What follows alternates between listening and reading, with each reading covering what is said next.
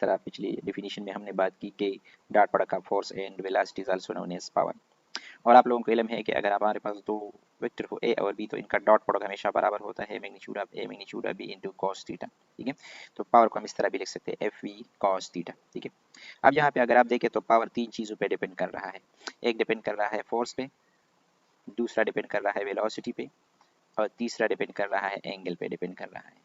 ठीक है, तो अगर हम नंबर वन की बात करें, अगर फोर्स जीरो होगा तो डेफिनेटली पावर भी जीरो होगा। नंबर टू पे अगर वेलोसिटी जीरो होगी तो भी पावर जो है वो जीरो होगा। और थर्ड नंबर पे डिपेंड कर रहा है एंगल पे। तो एंगल अब डिफरेंट हो सकते हैं, क्योंकि एंगल को हम 0 डिग्री भी रख सकते हैं, 30 40 50 65 90 और 180 डिग्री भी हम रख सकते हैं। तो फर्स्ट ऑफ ऑल अगर हम बात करें जीरो एंगल की, कि अगर फोर्स और वेलोसिटी के दरमियान एंगल जीरो होगा तो पावर जो है वो मैक्सिमम होगा, क्योंकि हम इसको लिख सकते हैं एफ वी, यानी cos जीरो जो है वो बराबर होता है किस चीज़ के, 1 के। तो पावर मैक्सिमम होगा अगर फोर्स और वेलोसिटी के दरमियान एंगल जीरो होगा।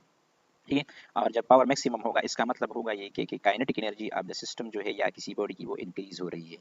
तो इस तरह भी एमसीक्यूज आ सकता है कि अगर फोर्स और वेलोसिटी के दरमियान एंगल जीरो होगा तो किसी बॉडी की काइनेटिक एनर्जी पे क्या असर पड़ेगा, तो वो इंक्रीज होगी और पावर जो है इसका मैक्सिमम होगा। अगर हम एंगल रख के 90 डिग्री, तो जब एंगल 90 डिग्री होगा फोर्स और वेलोसिटी के दरमियान तो पावर जो है वो जीरो के बराबर होगा, क्योंकि हमें पता है कि cos 90 डिग्री जो है वो जीरो के बराबर होता है, इसलिए इसका जो पावर होगा वो जीरो के बराबर होगा।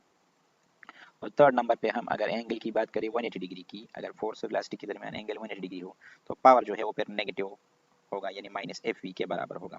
और नेगेटिव पावर का मतलब है कि किसी सिस्टम की जो काइनेटिक एनर्जी है वो डिक्रीज हो रही है, क्योंकि पावर ऐसे डायरेक्शन में अप्लाई हो रहा है कि ये जिस्म की वेलोसिटी को डिक्रीज करने की कोशिश कर रहा है। इस तरह फ्रिक्शन होता है, तो फ्रिक्शन क्या करता है, हमेशा किसी बॉडी की वेलोसिटी को डिक्रीज करता है। ठीक है, तो यहाँ पे पावर नेगेटिव होगा।